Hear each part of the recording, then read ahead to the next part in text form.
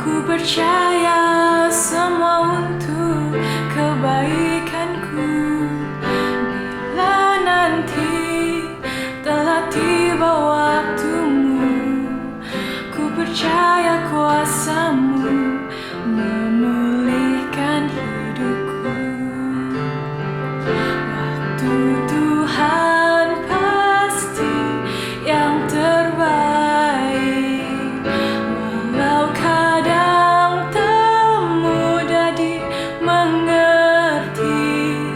Lewati cobaan, ku tetap percaya waktu Tuhan pasti yang terbaik. Waktu Tuhan pasti yang terbaik, walau kadang tak mudah dimengerti. Lewati cobaan, ku tetap percaya waktu Tuhan pasti yang terbaik. Lewati cobaan, ku tetap percaya waktu Tuhan pasti yang terbaik.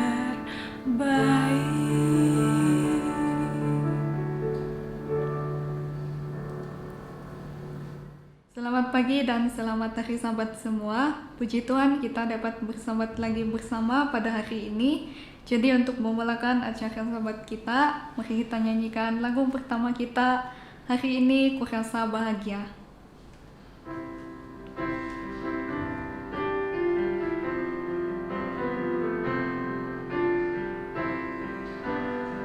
Hari ini ku rasa bahagia, berkumpul bersama saudara seiman. Tuhan Yesus telah satukan kita tanpa memandang di antara kita. Bergandingan tangan dalam kasih, dalam satu hati, berjalan dalam terang kasih Tuhan. Kau sahabatku dan kau saudaraku, tiada yang dapat memisahkan kita semua. Oh, kau sahabatku dan kau saudaraku, tiada yang dapat memisahkan kita semua. Tiada yang dapat memisahkan kita.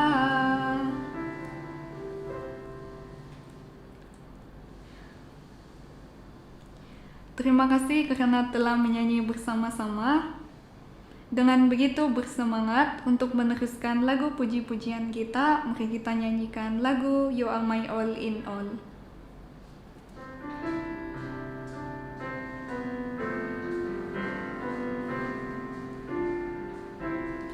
You're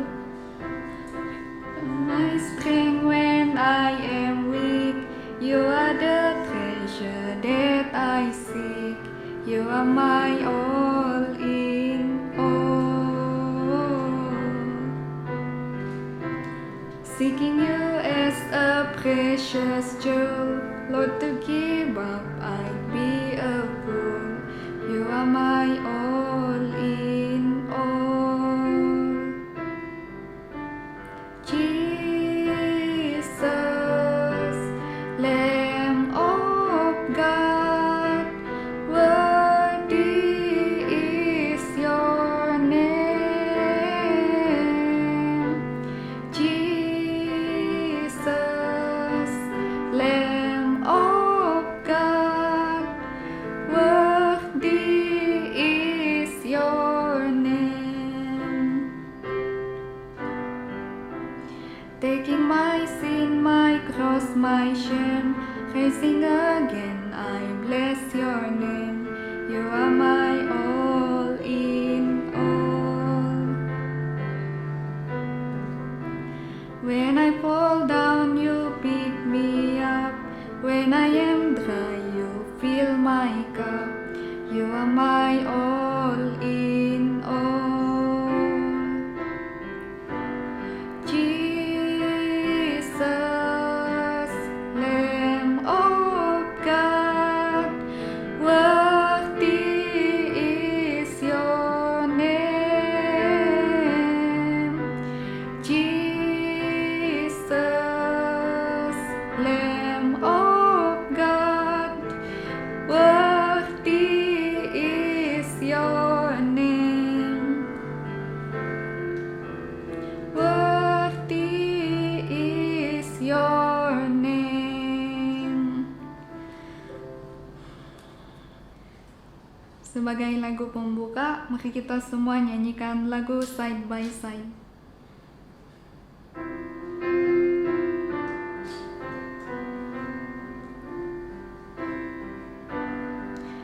By side we stand, awaiting God's command, worshiping the saving King, living by His grace and moving on in faith.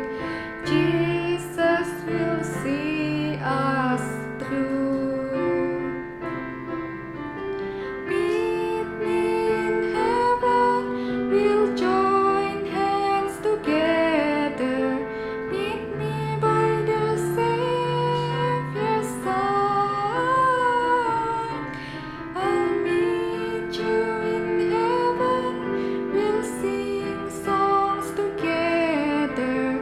Brothers and sisters, I'll be there. Soldiers all are we to go where Jesus leads, to fight the war and we will overcome.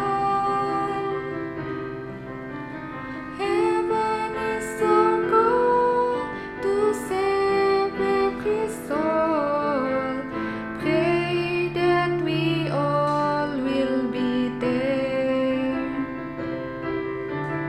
Meet me in heaven, we'll join hands together. Meet me by the Savior's side.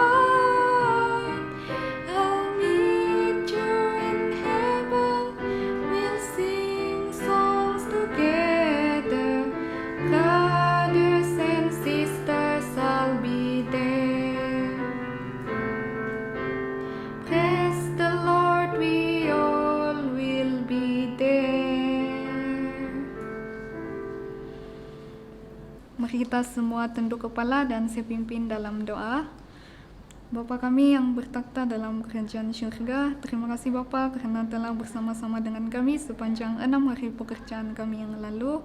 Terima kasih juga Bapa karena telah menjaga kami sepanjang malam tadi sehingga kami dapat berkumpul bersama-sama walaupun bukan secara fisikal pada saat ini untuk berbakti bersama-sama. Dan Tuhan, kami sangat berterima kasih karena Kau telah memberikan kami peluang untuk berbakti lagi pada saat ini.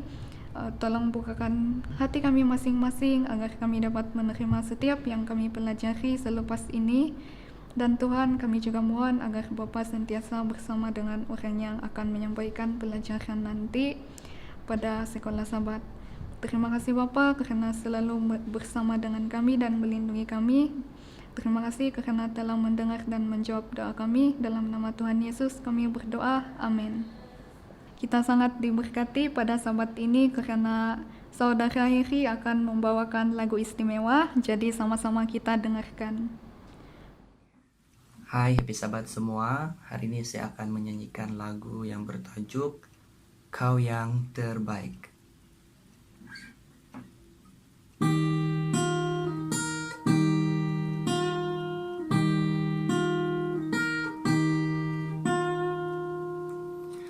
Ku melupakan di belakangku. Ku serahkan diriku hanya padamu Yesus, dan ku berlari kepada tujuanku. Kau beriku hari yang baru, yang lama telah berlalu.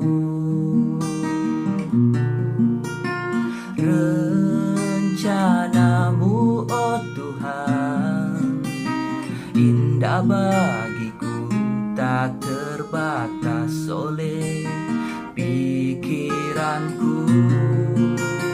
Firman-Mu ya dan amin, sumber kekuatan, Kau pengharapanku, Kau terbaik bagiku. Ku melupakan di belakangku, ku serahkan diriku hanya padamu Yesus, dan ku berlari kepada tujuanku. Kau beriku hari yang baru, yang lama telah berlalu. Rencanamu, oh Tuhan, indah bagiku, tak terbatas oleh pikiranku. Firman-Mu ya dan amin, sumber kekuatan, Kau pengharapanku, Kau terbaik bagiku. Kau terbaik bagiku.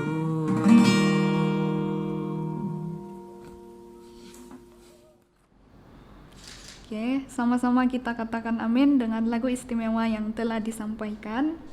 Tanpa membuang masa, kita akan memulakan acara Sekolah Sabat kita bersama dengan Doni Sungangai. Salam, bertemu kita kembali bersama belajar firman Tuhan melalui pelajaran Sekolah Sabat, Sabat yang kedua, kuartal ketiga 2020. Saudara yang dikasihi dalam Tuhan, satu lagi topik ataupun tajuk pelajaran yang akan kita pelajari, kesinambungan pelajaran Sabat pertama. Nah, tajuk pelajaran Sekolah Sabat kita pada hari ini adalah saksi-saksi yang memenangkan kuasa kesaksian pribadi.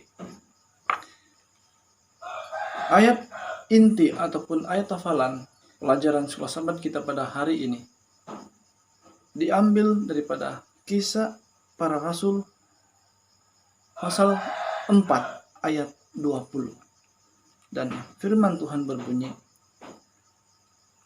sebab tidak mungkin bagi kami untuk tidak berkata-kata tentang apa yang telah kami lihat dan yang telah kami dengar.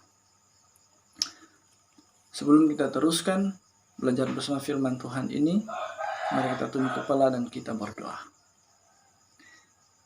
Bapa kami yang bertakhta dalam kerajaan surga, yang penuh kasih dan kuasa, kami memuji dan muliakan nama Tuhan. Di kesempatan pagi hari Sabat yang indah ini, sekali lagi kami dapat dipertemukan. Kami dapat berkumpul di hadapan komputer maupun smartphone ataupun handphone untuk mengikuti siaran kebaktian secara online.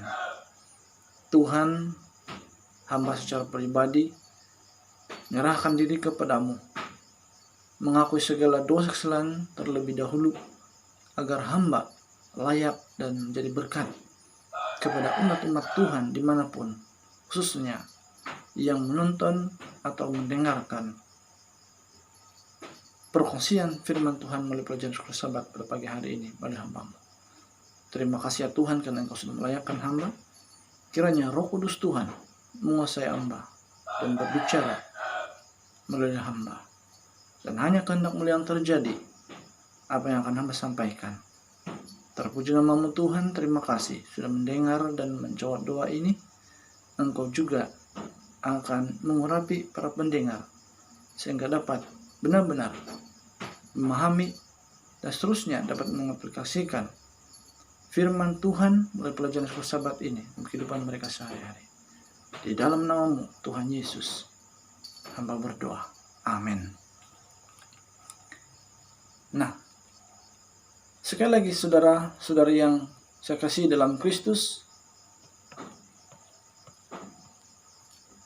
tajuk pelajaran sekolah Sabat kita, saksi-saksi yang memenangkan kuasa kesaksian pribadi. Menjadi pertanyaan utama saudara-saudaraku dalam Kristus. Apa kesan daripada kesaksian pribadi kita sebagai orang percaya? Bacaan pelajaran sekolah Sabat kita secara keseluruhannya pada Sabat ini diambil daripada ataupun menjadi rujukan kita Markus 5 ayat 15 hingga 20, Markus 16 ayat 1 hingga 11, Kisah Para Rasul pasal 4 ayat 1 hingga 20, 1 Yohanes 1 ayat 1 hingga 3, dan Galatia 2 ayat 20. Kemudian satu lagi, Kisah Para Rasul pasal 26 ayat 1 hingga 32.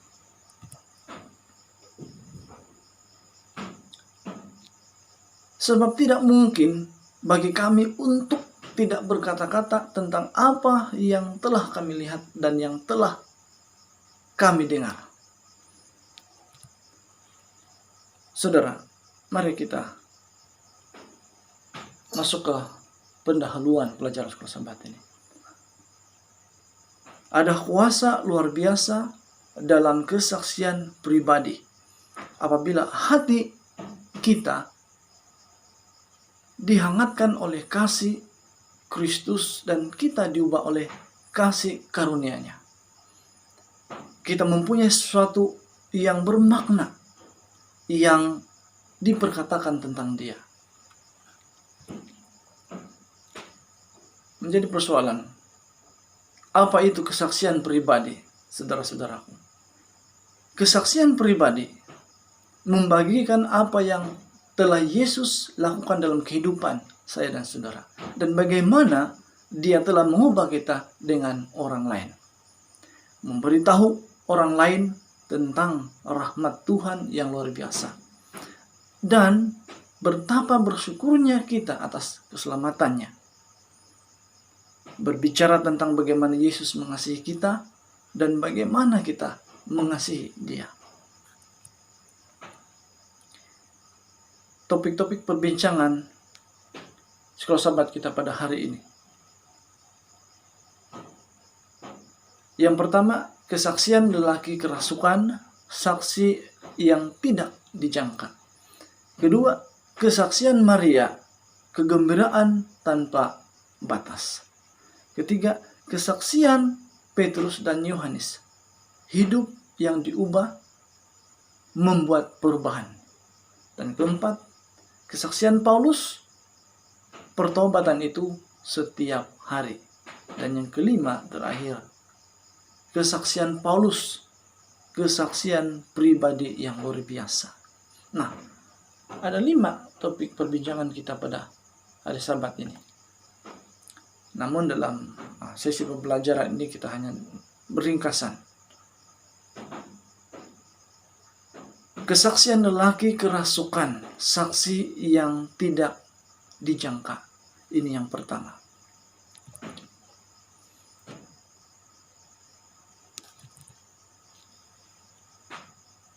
Suatu persoalan saudara, bagaimana lelaki yang kerasukan itu menjadi saksi bagi Tuhan? Markus 5 ayat 20. Orang itu pun pergilah dan mulai memberitakan di daerah Dekapolis segala apa yang telah diperbuat Yesus atas dirinya, dan mereka semua menjadi heran.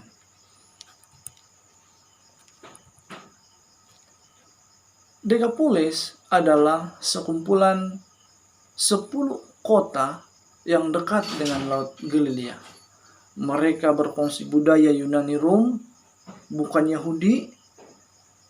Ketika Yesus tiba, hanya seorang lelaki kerasukan yang menyambut dia. Yesus membebaskannya dari setan yang menyiksanya. Lelaki itu dipulihkan secara fisikal, mental, emosi, dan rohani. Dia mau tinggal bersama Yesus.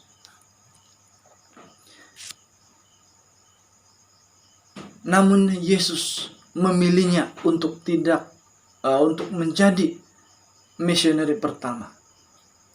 Misinya adalah sederhana, untuk memberitahu orang lain apa yang telah Yesus lakukan kepadanya. Berkat kesaksiannya, saudara, ramai orang berkumpul untuk mendengarkan Yesus beberapa bulan kemudian. Ya, kita boleh rujuk kita Markus 8 ayat 1 hingga 10. Orang kerasukan ini telah menjadi saksi yang tidak dijangka untuk melayani Tuhan, saudara-saudara. Topik perbincangan yang kedua, kesaksian Maria, kegembiraan tanpa batas. Persoalan kembali, bagaimana Maria telah menjadi saksi bagi Tuhan? Markus 16 ayat 10. Lalu perempuan itu pergi memberitahukannya kepada mereka yang telah mengiringi Yesus dan yang pada waktu itu sudah berkabung dan menangis.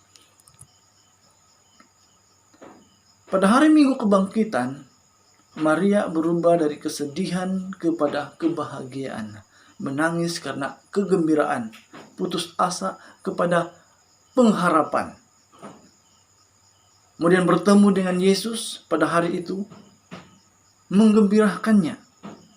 Dia tidak dapat menahan sukacita tersebut. Dia berlari memberitahukan berita baik tentang kebangkitan Yesus kepada semua orang. Kemudian Maria telah menjadi saksi yang hidup, saudara-saudara. Menyatakan rasa gembira yang tidak terhingga kepada orang lain. Nah, bagaimana dengan Anda dan saya, saudara-saudara?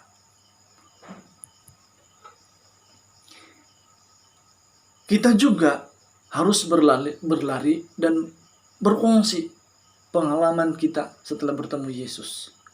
Berita baik patut dikongsi. Namun pada mulanya tidak ada yang mempercayainya, saudara-saudara. Perkabaran Maria. Dan demikian juga kita. Barangkali saat kita mengabarkan kabar baik tentang kebangkitan Tuhan kita Yesus. Ya, kita boleh rujuk Markus 16 ayat 11. Jangan harap semua orang mempercayai kata-kata kita dengan segera.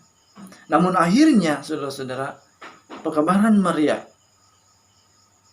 Namun pada akhirnya, mereka semua percaya dengan kesaksian tersebut. Ketiga, topik perbincangan sekolah sahabat kita pada hari ini, kesaksian Petrus dan Yohanes. Hidup yang diubah membuat perubahan.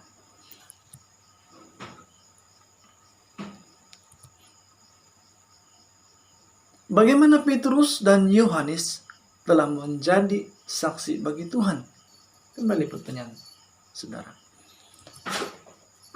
Kisah 4 ayat 20. Sebab tidak mungkin bagi kami untuk tidak berkata-kata tentang apa yang telah kami lihat dan yang telah kami dengar. Oh, inilah perasaan tindak balas Rasul Tuhan setelah mendengarkan kebangkitan tersebut. Kisah 4 ayat 1 hingga 20, peristiwa Petrus dan Yohanes di hadapan majelis agama. Transformasi para rasul ini sangat mengagumkan saudara-saudara. Bahkan musuh mereka dapat melihat bahwa mereka telah bersama Yesus. Kisah 4 ayat 13. Umat-umat percaya ini masih baru di dalam Kristus dan mereka harus memberitahukan cerita ataupun pengalaman mereka.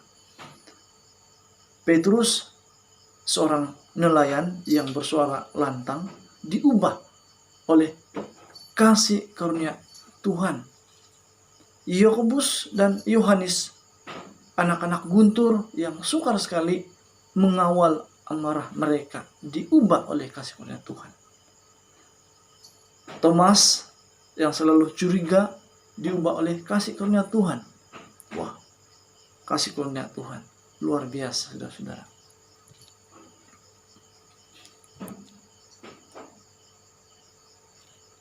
Setiap rasul mempunyai pengalaman yang berbeza. Mereka dapat berfungsi kesaksian pribadi dan kesaksian yang unik.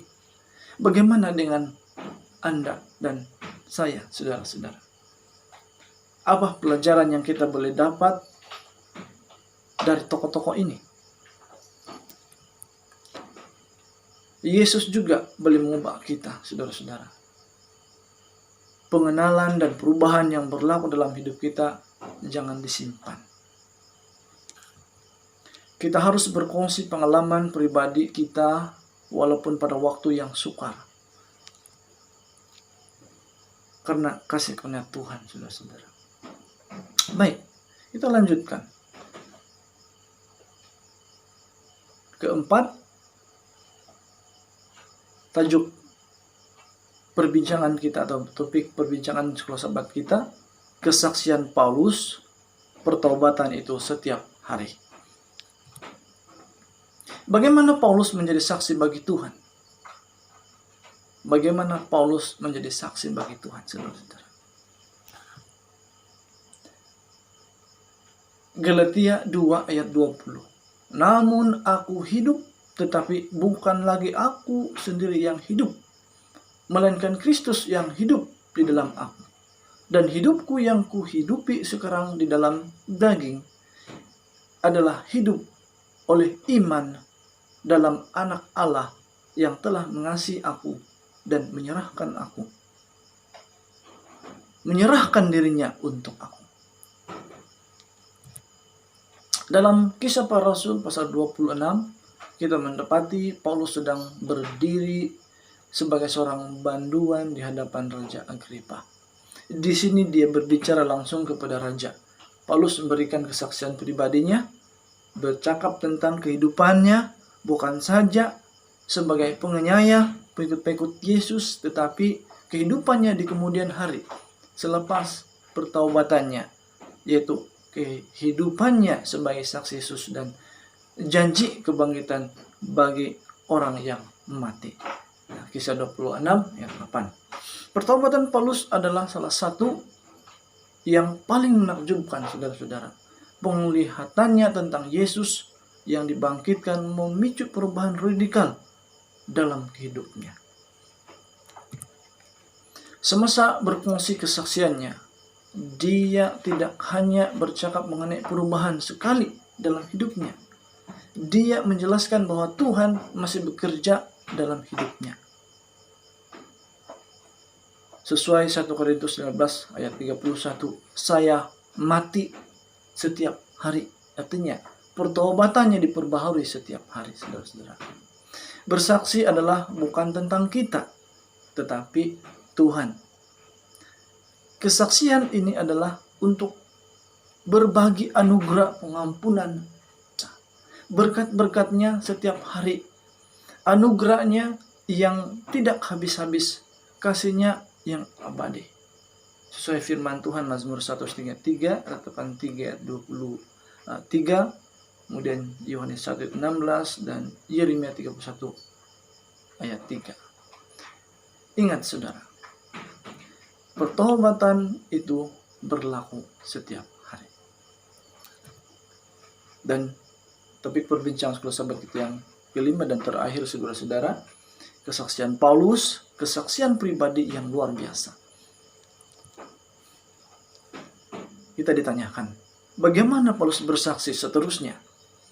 Apa kesaksian pribadi Paulus yang luar biasa itu? Kisah 26 ayat 28, jawab Agripa, hampir-hampir saja kau yakinkan aku menjadi orang Kristen.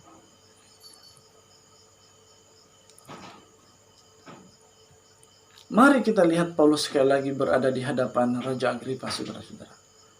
Herod Agripa II dibesarkan di Rom di bawah perlindungan Maharaja Claudius. Dia diberi kerajaan kecil klasis dan diperintahkan untuk menguasai Bait Yerusalem. Dia menunjukkan kepada orang-orang bahwa dia mengikuti tradisi Yahudi. Nah, Paulus memperlihatkan kebaikan hati kepada benar yang ragu-ragu ini. Dia mengucapkan terima kasih kepada Agripa karena memberinya kesempatan untuk berkongsi kesaksian pribadinya. Ucapan Paulus terganggu. Jadi dia membuat panggilan pribadi kepada Agripa. Adakah kamu percaya? Adakah kamu percaya? Kata Rasul Paulus di ayat 27. Kesaksian Paulus tentang bagaimana Yesus telah mengubah hidupnya mempunyai impak yang besar terhadap raja yang tidak bertuhan ini. Nah, saudara, apa penerapan kisah Paulus ini untuk kita saat ini atau pada hari ini? Apa yang Tuhan telah lakukan dalam hidup kita boleh memberi kesan kepada orang lain. Kita dapat menunjukkan kepada mereka bagaimana menerima Yesus dan ditebus. Juga kita dapat memimpin mereka untuk berserah kepada Tuhan, saudara-saudara.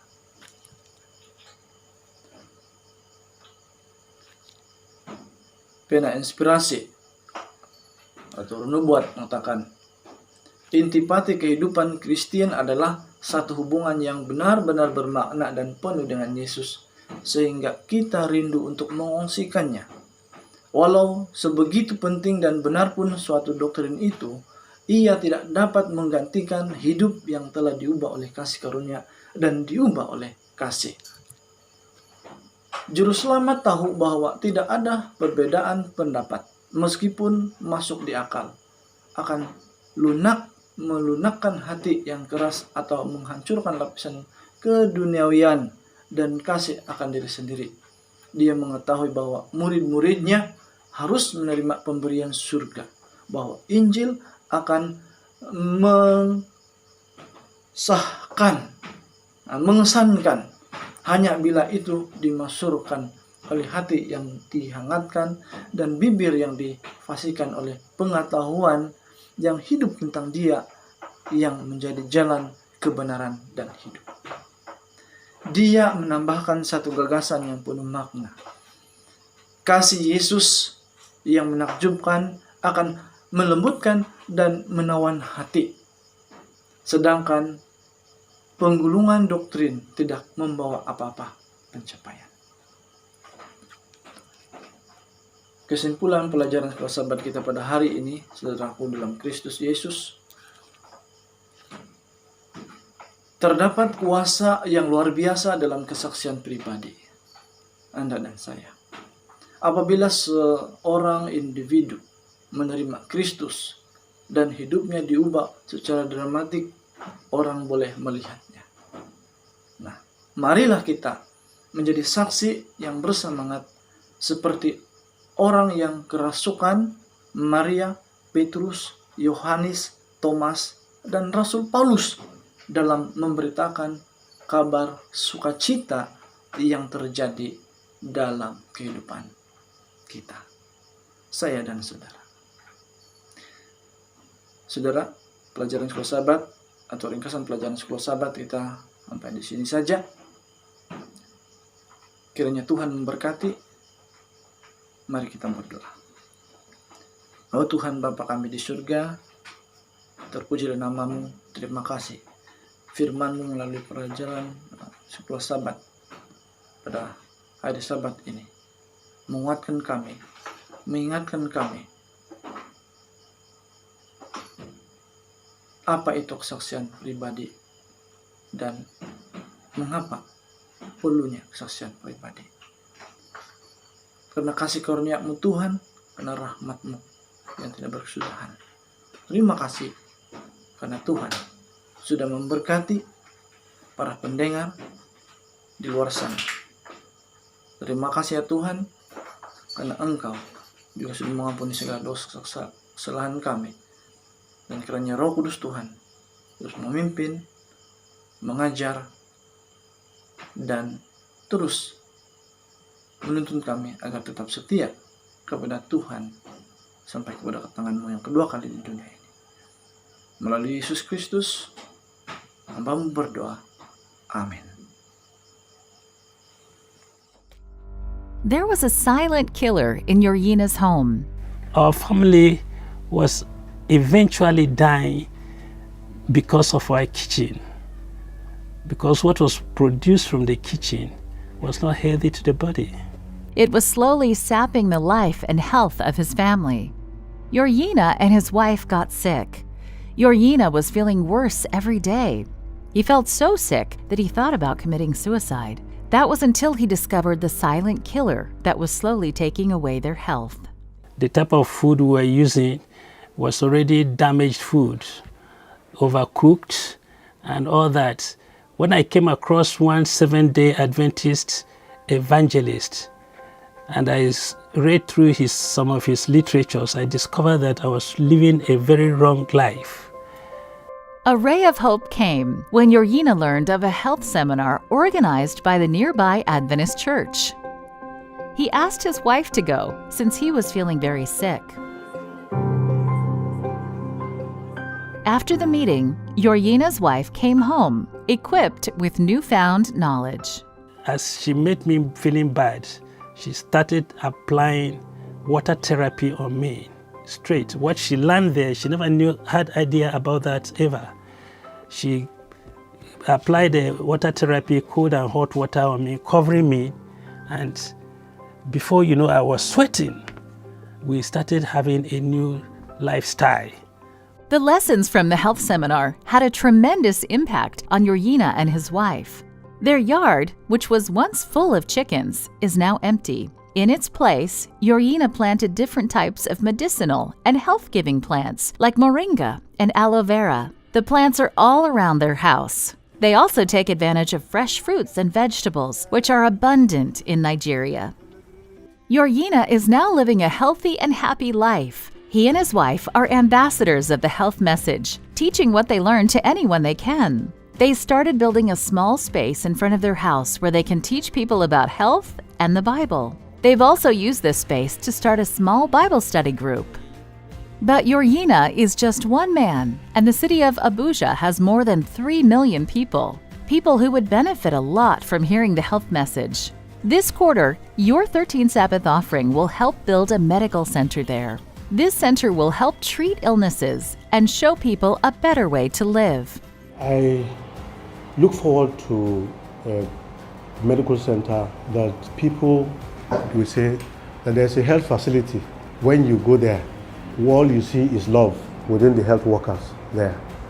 There's a health facility that when you go there, there's something else you receive apart from the routine things, routine services you see in other health facilities. Please pray for the development of this health center and for the other projects this quarter. Thank you for supporting the 13th Sabbath offering.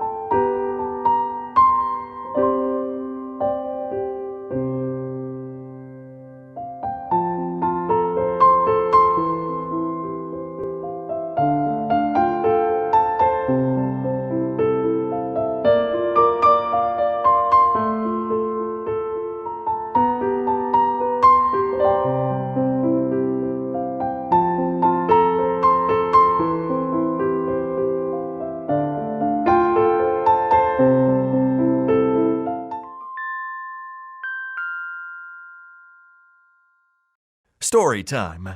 There was a boy named Haroon. Haroon was 10 years old when he drastically broke his leg. It was a very bad fracture. A large portion of his tibia was removed, but he still had an infection. Every morning, little Haroon cheerfully waited for Dr. Bland to come hurt him. Dr. Bland was an American missionary surgeon and only wanted the little boy to be healed. But unfortunately, Haroon felt a lot of pain during the process. Each morning, the doctor and his team removed the dressings, took care of the infection, and repacked the wound with gauze.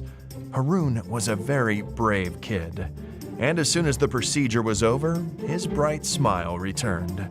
Every time Dr. Bland and his team visited Haroon at the Barry Adventist Hospital in Chad, they would speak French with him and teach him tricky handshakes. Since Haroon was alone at the hospital, this was the highlight of his day.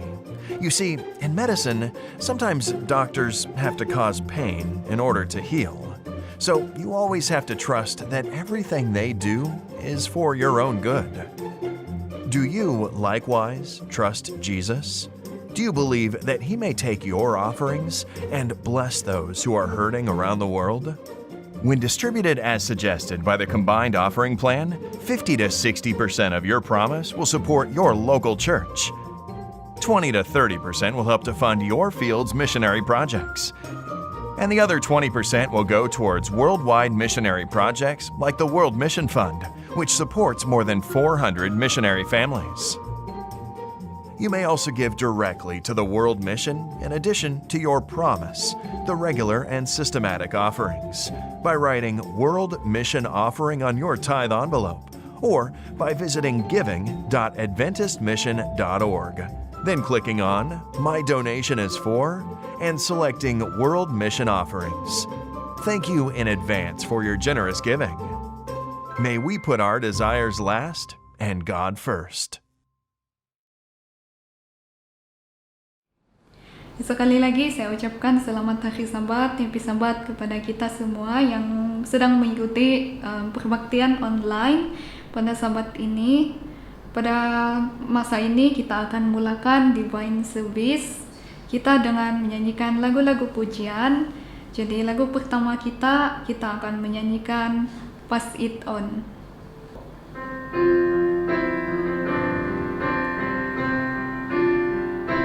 It only takes a spark to get a fire going, and soon all those around can warm up in its glowing. That's how it is with God's love. Once you experience it, you spread His love to everyone. You want to pass it on. Wondrous time is spring, when all the trees are budding, the birds begin to sing, the flowers start their blooming.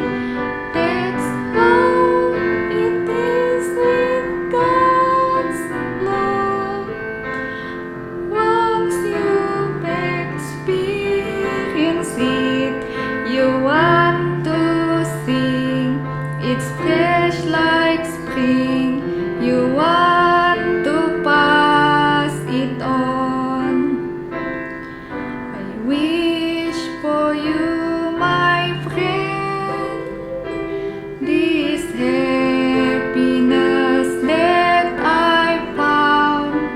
You can depend on Him. It matters not where you're bound. I'll shout it from the mountain top.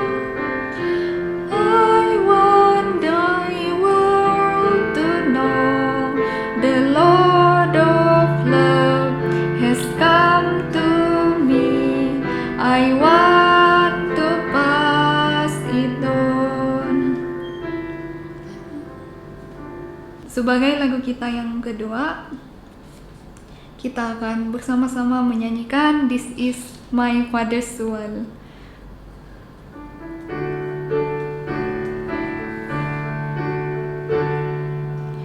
This is my Father's well, and to my listening ears, all nature sings and round me rings the music of the spheres. This is my Father's well. I rest me in the thought of rocks and trees, of skies and seas. His hands the wonders wrought. This is my Father's well. Birds their carols raise, the morning light, the lily white, declare their Maker's praise. This is my Father's well. He shines in all that's fair. In the rustling grass I hear him pass. He speaks to me everywhere. This is my Father's world. Oh, let me never forget that though the wrong seems so strong, God is the ruler yet. This is my Father's will. Why should my heart be sad? The Lord is King, let the heavens ring. God reigns, let the earth be glad. Untuk lagu kita yang seterusnya, mari kita sama-sama menyanyikan When We All Get to Heaven.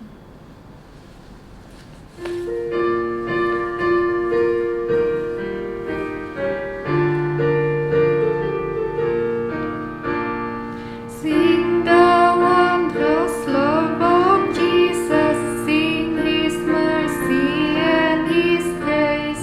In the mansion bright and blessed, He'll prepare for us a place. When we all get to heaven, what a day of rejoicing that will be. When we all see Jesus, we'll sing and shout the victory. While we walk the pilgrim pathway, clouds will overspread the sky. But when traveling days are over, not a shadow, not a sign. When we all get to heaven, what a day of rejoicing that will be. When we all see Jesus, we'll sing and shout the victory. Let us then be true and grateful, trusting, serving every day. Just one glimpse of Him in glory, will the tools of life prepare. When we all get to heaven, what a day of rejoicing that will be. When we all see Jesus, we'll sing and shout the victory. Sebagai lagu pembuka, sama-sama kita menyanyikan lagu Tuhan Aku Rindu.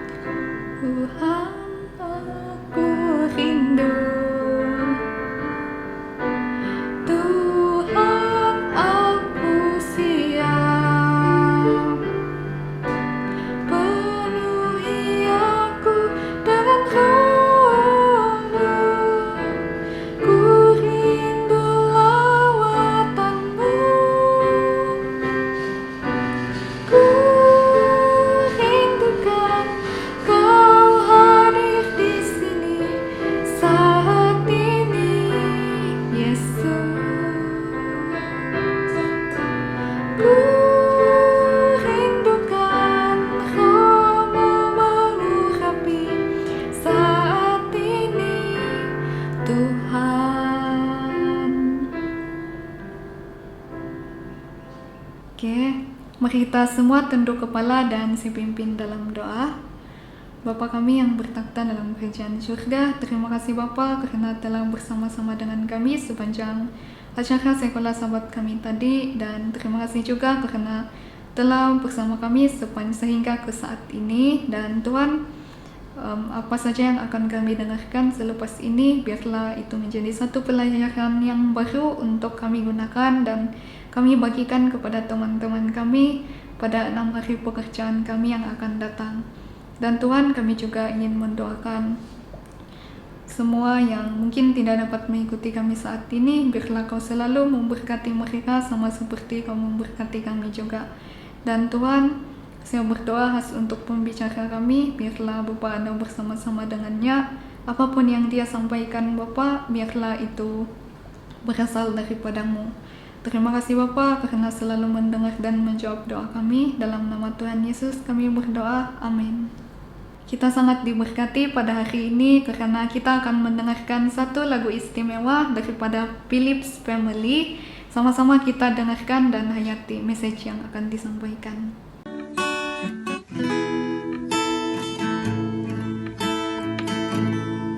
In the beginning, God created the heaven and the earth, and the earth was without form and void, and their darkness was upon the face of the deep, and the Spirit of God moved upon the face of the waters, and God said, "Let there be light," and there was light, and God saw the light that is was good, and God divided the light from the darkness, and God called the light day, and the darkness he called night, and the evening in the morning were the first day. Genesis chapter 1, 1 through 5. Oke, amin atas special song tadi. Sekarang adalah masanya untuk kita mendengarkan sermon. Pembicara kita pada kali ini memang tidak asing lagi, karena saya yakin dia sangat terkenal di church dan juga di hospital. Dan tidak lain dan tidak bukan, hari ini kita punya pembicara ialah Mr. Danny David. Mari kita sama-sama sediakan hati dan minda kita untuk mendengarkan sermon. Baik, selamat sahabat, selamat pagi pada Anda semua. Saya harap Anda dalam keadaan sehat-sehat saja. Pada sahabat ini kita akan belajar satu pelajaran mengenai kasih Tuhan kepada umat manusia. Sebelumnya saya mau tanyakan kepada kamu semua. Kalau kamu tidak ada uang, apa yang kamu buat? Cari pinjaman? Cari kawan? Atau apa yang akan kamu buat? Dikisahkan di sebuah kampung, hiduplah seorang ayah dengan kedua orang anaknya. Keluarga ini adalah keluarga yang sangat kaya karena mereka punya bisnis yang sangat bagus, dia punya ternakan yang banyak, sehingga banyak orang yang bekerja dengan keluarga ini. Satu kali, datanglah salah seorang anaknya kepada ayahnya ini. "Pak, saya mau buat bisnis dan saya perlukan uang yang banyak. Berapa kamu perlu?"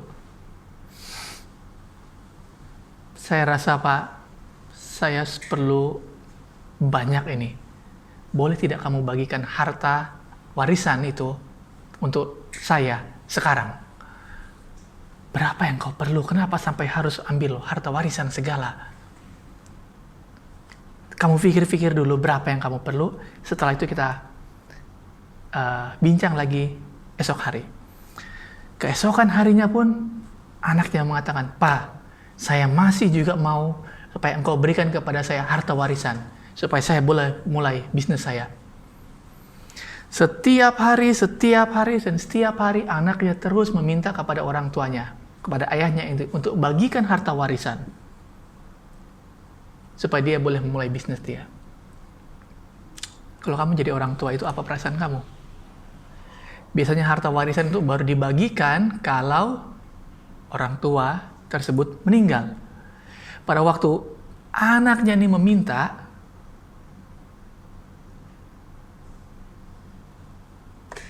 akhirnya orang tuanya ini mengabulkan. Oke, panggil lawyer, kemudian dia panggil kedua orang anaknya.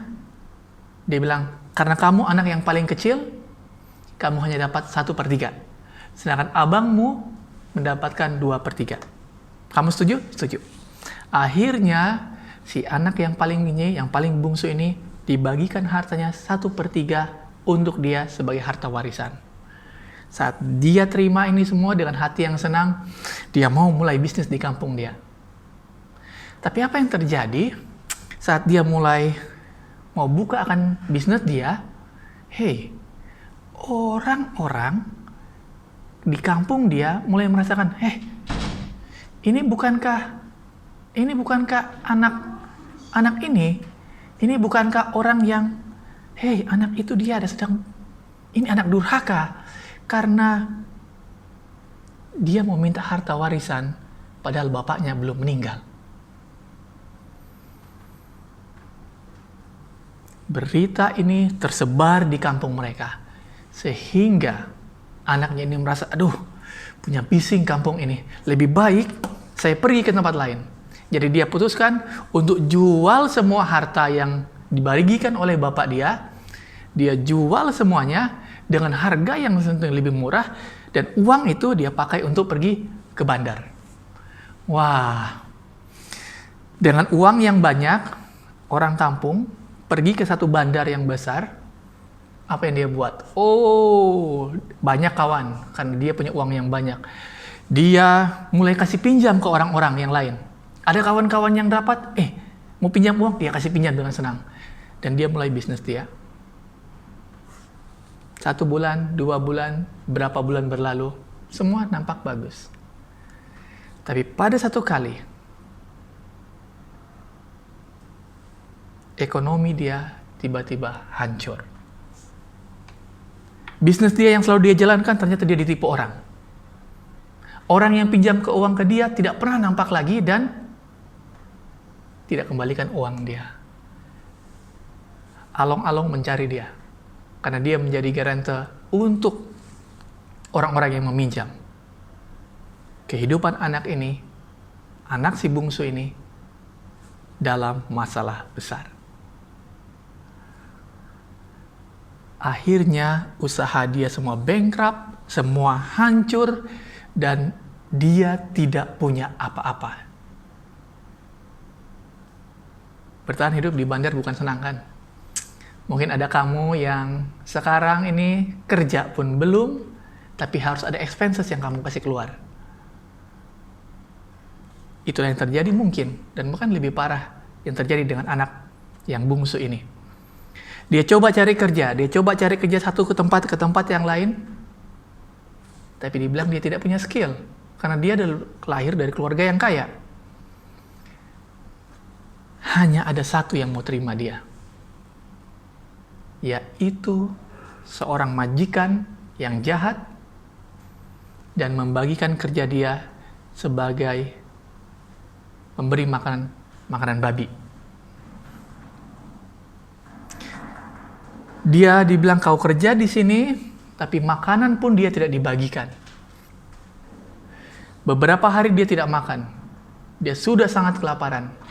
Hingga makanan babi pun dia mau makan. Cerita ini mungkin kalian boleh lihat di buku Lukas 15 tentang anak yang hilang. Dikarenakan dia sudah sangat lapar, dia mau makan makanan babi ini. Tapi dia tidak mau ambil itu. Jadi dia sudah sangat depresi, dia sudah sangat stres, dan dia sempat berpikir, mungkin lebih baik bagi saya untuk bunuh diri.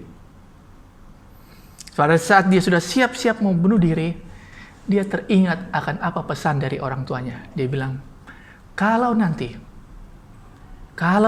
hidup kamu di bandar sana, menghadapi masalah, kesusahan, ingat, ayahmu di sini menunggumu dan mau menerimamu. Dia berpikir keras, apa yang harus saya buat? Ingatan tentang kasih ayahnya ini membuat dia berpikir, haruskah saya pulang atau tidak? Tapi kalau saya pulang, apa orang-orang mau berkata tentang saya? Bagaimana keluarga saya akan menyambut? Bagaimana orang-orang kampung? Bagaimana abang saya? Bagaimana ayah saya? Mereka mau terima saya lagi atau tidak? Semua pikiran ini bercampur dalam pikiran dia. Tapi saat dia ingat kembali apa yang ayahnya katakan, kalau nanti satu kali engkau punya masalah, saya akan selalu menunggu kamu untuk pulang. Inilah yang memberanikan dia akhirnya untuk, oke, saya pulang. Dengan segala muka malu, dengan segala pikiran, diterimakah saya tidak? Atau paling tidak dia pikir, paling tidak saya hanya boleh jadi hamba pun oke. Jadi pelayannya pun oke. Paling tidak saya tidak makan seperti ini. Saya ada tempat untuk berteduh, saya ada tempat hari-hari untuk makan, cukup bagi saya. Setelah menghadapi masalah bankruptcy, di mana semua bisnis dia hancur, kawan-kawan dia yang pertama seperti sangat baik dengan dia, tiba-tiba tinggalkan dia. Saat ini, sang anak bungsu seorang diri. Dia pulang, berjalan kaki, mencoba balik ke kampung dia. Kamu pernah rasakan bagaimana pulang kampung dan juga rasanya gagal? Muka itu mau di mana rasanya kan? Kadang-kadang lebih bagus kita berjuang habis-habisan di kampung orang, tidak bikin susah keluarga, daripada harus pulang dengan kehancuran begitu. Tapi anak bungsu ini memutuskan, saya mau balik lagi kepada orang tua saya. Apapun, meskipun saya tidak terima sebagai anak, saya akan terima. Saya akan melayani sebagai hamba di sana. Saat dia sudah perjalanan 1 hari ke arah kampung dia tidak tahu apa yang akan terjadi dalam hidup dia. Bagaimana orang-orang kampung dia akan merespon dia. Dia tetap jalan, meskipun malu. Saat dia sudah memasuki pintu gerbang kampung itu, dia sempat berpikir, saya mau masuk atau tidak? Saya mau masuk atau tidak? Dia termenung, dia berjalan sangat perlahan. Tiba-tiba, dia merasa seperti ada suara dari jauh, pang, pung, pang, pung. Seperti ada orang berlari ke arah dia.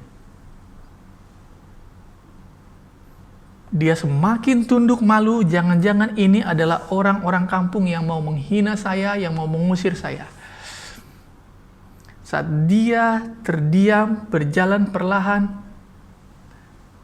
tiba-tiba dia dengar, anakku.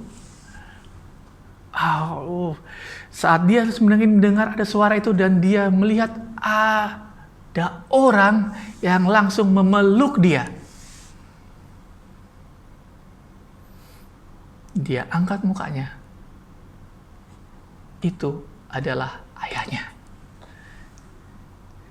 Ayahnya langsung membawa dia ke rumah. Pada waktu anaknya bilang, "Papa, saya sudah berusaha." "Ups, tidak usah kamu ngomong. Mari." Langsung. Ayahnya ini yang sudah tua tadi berlari-lari kejar akan anaknya dan bawa dia balik ke rumah. Dan bahkan disuruh mandikan, digantikan baju, dan mereka buat pesta. Saat sedang dibuat pesta, anak yang paling tua datang Kalau kamu jadi abang daripada anak bungsu ini, apa respon kamu? Apakah kamu akan bilang, selamat datang anak adikku, yang sudah habiskan hartanya begitu banyak? Atau kamu akan bereaksi hal yang sama seperti anak yang bungsu itu di dalam Alkitab? Dibilang, dia itu sudah habiskan begitu banyak harta. Harta kita, Pak. Kenapa masih mau terima dia? Dia sudah habiskan semuanya. Harga diri keluarga kita sudah hancur dengan dia. Tapi saya tidak dapat apa-apa, Pak, dari kau. Saya setiap hari kerja, kau tidak pernah kasih saya untuk bersenang-senang dengan teman-teman saya. Saya sudah buat ini, kau tidak pernah puji saya. Saya sudah buat begini, kamu tidak pernah bagi sedikit pun bagi saya. Kita boleh baca cerita dia lebih detailnya, terdapat di dalam Lukas 15. Lukas 15, cerita tentang anak yang hilang, ayat 11 sampai 32. Bilang begini, "Anakku, engkau selalu bersama-sama dengan aku, dan segala kepunyaanku adalah kepunyaanmu. Kita patut bersukacita dan bergembira karena adikmu telah mati dan menjadi hidup kembali. Ia telah hilang dan didapat kembali." Cerita dua orang anak ini serta seorang bapak ini menceritakan tentang dua kondisi yang berbeda. Ada beberapa pelajaran yang bisa kita ambil daripada cerita anak yang hilang. Poin yang pertama, kadang hidup kita seperti anak yang bungsu. Kita selalu datang sama Tuhan, Tuhan saya mau minta ini, saya mau minta ini, saya mau minta ini. Kita berdoa untuk minta apa yang kita mau. Padahal Tuhan sudah bilang, mungkin kalau diizinkan ini tidak bagus hasilnya. Tetapi kita insist mau minta, Tuhan saya rasa ini dialah jodoh terbaik saya rasa dialah yang terbaik bagi saya rasa ini pekerjaanlah paling baik bagi saya. Kita insist dengan apa yang kita punya minta. Akhirnya Tuhan izinkan. Tapi lihat apa yang terjadi. Ujungnya anak ini sengsara. Makanya kadang-kadang di dalam doa kita perlu kita bilang apa? Biarlah kehendakmu yang jadi. Karena kalau ikut kehendak kita kadang-kadang dan sering salah arah. Pelajaran yang pertama, kita perlu minta adalah Tuhan, biarlah kehendakmu yang jadi. Ada yang kedua, kadang-kadang dalam hidup kita Tuhan izinkan sesuatu terjadi. Seperti yang anak bungsu ini, di tempat di bandar di mana dia tinggal, ada terjadi satu malapetaka yang membuat akhirnya dia harus sengsara dan berpikir untuk balik lagi kepada Tuhan. Dalam hidup kita juga kadang-kadang Tuhan izinkan hal-hal buruk terjadi. Tuhan izinkan sesuatu terjadi dalam hidup kita karena dia tahu melalui kejadian ini kita bisa balik ke jalan yang benar. Pernahkah kamu rasa begitu? Yang ketiga, kalau kita lihat dalam cerita ini, ada dua karakter. Satu sang ayah, satu lagi majikan yang mempekerjakan anak bungsu ini di bandar. Satu orang ayah itu mencerminkan Tuhan, Yesus, tapi majikan di bandar itu mencerminkan setan. Apa yang terjadi? Di saat kita lebih mengutamakan kepentingan kita, jangan-jangan kita sudah menjadi hamba setan. Hidup kita sengsara. Tapi kalau kita mau ikut Tuhan, Tuhan sendiri yang mati untuk selamatkan kita. Tapi kalau kita ikut setan, kita harus korbankan diri kita untuk ikut dia. Dua hal yang berbeda.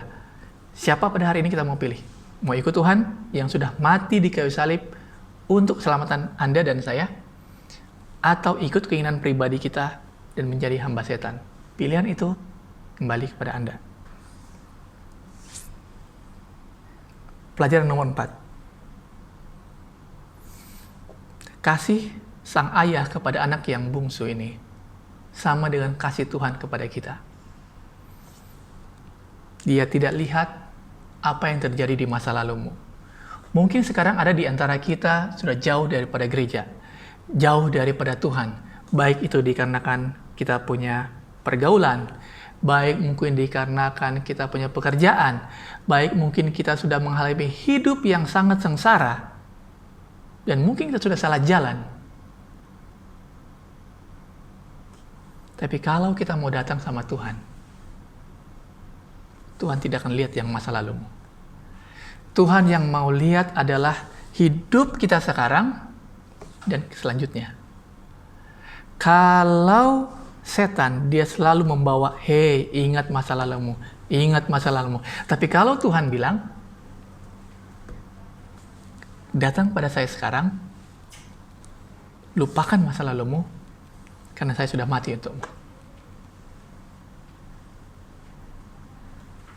Mungkin Anda sekarang dalam masa di mana sedang berpikir, bagaimana saya mau balik ke gereja? Bagaimana saya mau balik sama Tuhan? Apa kata-kata orang? Apa akan orang lihat dengan saya? Saya belum sempurna jadi manusia. Saya belum sempurna, saya masih jahat.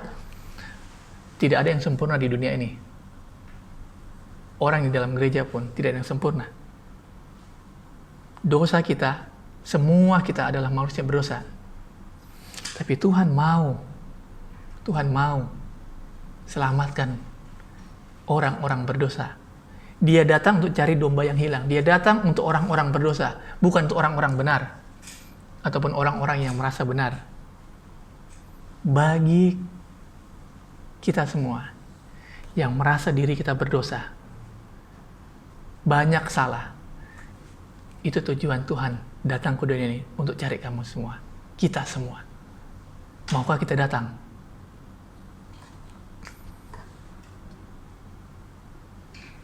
Yang terakhir, tentang anak, pelajaran tentang anak yang sulung. Anak yang sulung, dia tinggal di rumah dengan bapaknya. Tetapi yang waktu dia bercakap dengan orang tuanya, dia bilang, Bapak, telah bertahun-tahun aku melayani Bapak, belum pernah aku melanggar perintah Bapak, tetapi kepada aku belum pernah diberikan seekor kambing untuk bersukacita dengan sahabat-sahabatku. Mungkin ada juga kita yang selalu datang ke gereja. Setiap sahabat datang ke gereja, kita kasih persembahan. Tetapi kita merasa kosong. Mengapa? Karena kita lebih fokus pada berkat-berkat yang Tuhan bagi daripada kita punya hubungan dengan Tuhan. Sang anak sulung, dia merasa begitu karena dia lihat, Tuhan, Bapak saya, Kau tidak pernah kasih apa-apa saya. Saya anak yang bungsu sudah habiskan harta, saya tidak habiskan harta. Saya turut perintah Kau, saya turut sepelut hukum, saya tidak buat jahat. Tuhan bukan maukan itu. Tapi Tuhan maukan adalah hubungan kita dengan Tuhan itu bagaimana. Jangan sampai kita lebih mencintai berkatnya daripada mencintai orang yang membagikan berkat itu. Yang Tuhan mau adalah hubungan sang pemberi berkat dan kita sebagai penerima berkat. Itu yang terjadi.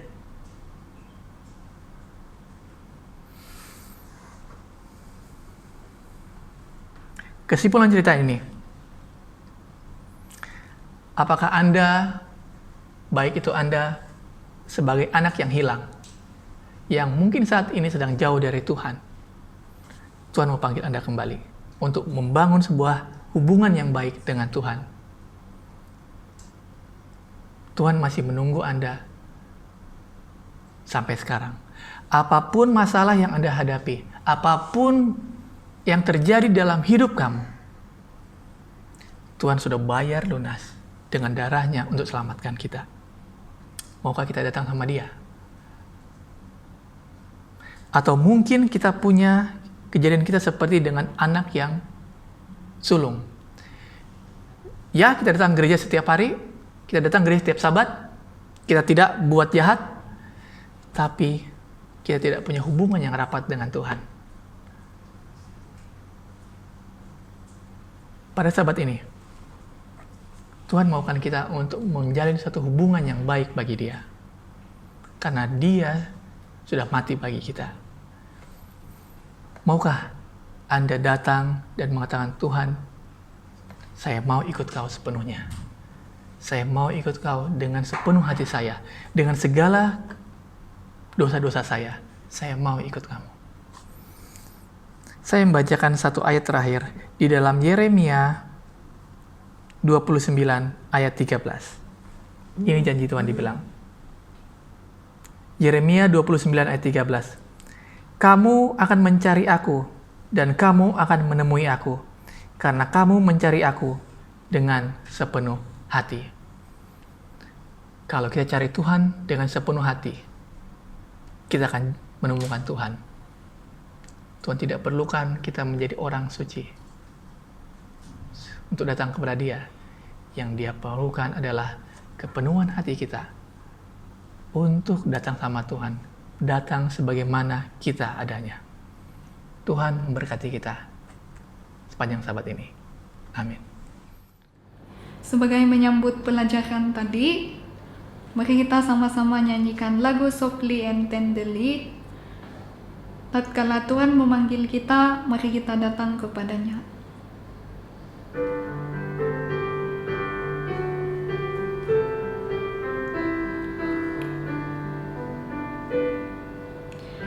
Softly and tenderly, Jesus is calling, calling for you and for me.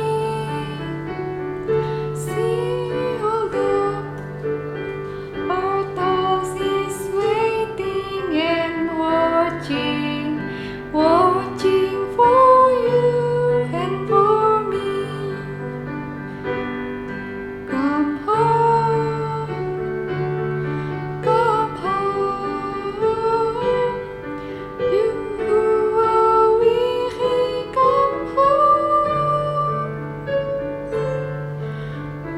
Earnestly, tenderly, Jesus is calling, calling all sinners, come home.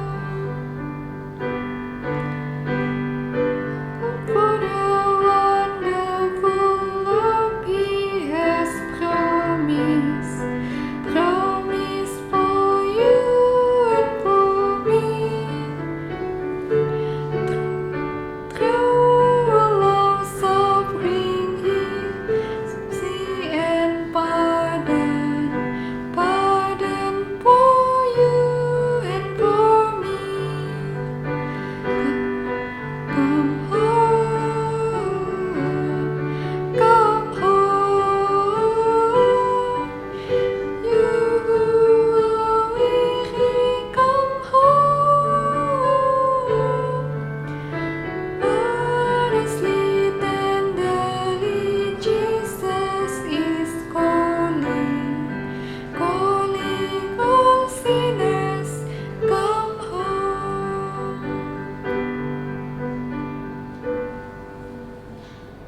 Sekarang saya akan menjemput pembicara untuk doa penutup. Mari kita berdoa. Tuhan Allah Bapa yang di surga, terima kasih Tuhan untuk janji-Mu kepada kami melalui cerita anak yang hilang. Tuhan yang memanggil kami, Tuhan yang mencari kami, dan Tuhan yang menyelamatkan kami. Ajar kami untuk mencintai Tuhan lebih daripada mencintai apa berkat Tuhan. Ajar kami untuk mempunyai hubungan yang baik dengan Tuhan hari demi hari. Mungkin di saat ini Tuhan, ada teman-teman kami yang sedang bergumul masalah iman mereka. Mungkin di antara kami saat ini ada yang sedang punya masalah yang sepertinya tidak ada jalan keluar. Mungkin di saat ini ada di antara kami yang seperti anak yang hilang, yang rindu untuk diselamatkan. Tuhan Yesus, kami percaya Tuhan akan menyambut kami dengan segala sukacita, dengan malaikat-Mu di saat kami mau bilang, Tuhan, aku mau kembali. Biarlah pelajaran mengenai anak hilang ingatkan kami betapa cinta Tuhan kepada manusia begitu besar, melebihi apa yang sudah kami bayangkan. Ajar kami untuk mau mengasihi Tuhan sebagaimana contoh yang Tuhan berikan. Ajar kami juga untuk mengasihi sesama kami seperti apa yang Tuhan sudah berikan, agar kami dapat mengasihi mungkin teman-teman kami yang saat hilang, supaya kami menjadi alat Tuhan untuk membawa mereka kembali. Bagi kami mungkin Tuhan yang bertingkah seperti anak yang sulung, ajar kami merendahkan hati kami untuk melihat apa maksud Tuhan dalam hidupan kami. Saya mau menyerahkan hidupan kami ini ke dalam tangan-Mu. Hidup kami ini semua adalah tangan-Mu Tuhan. Di dalam nama Yesus kami berdoa. Amin. Terima kasih karena telah menyertai kami sepanjang kebaktian pada Sabat ini. Kita akan berjumpa lagi dalam acara Sundown pada petang nanti yang akan bermula jam 7.30 petang. Happy Sabat all.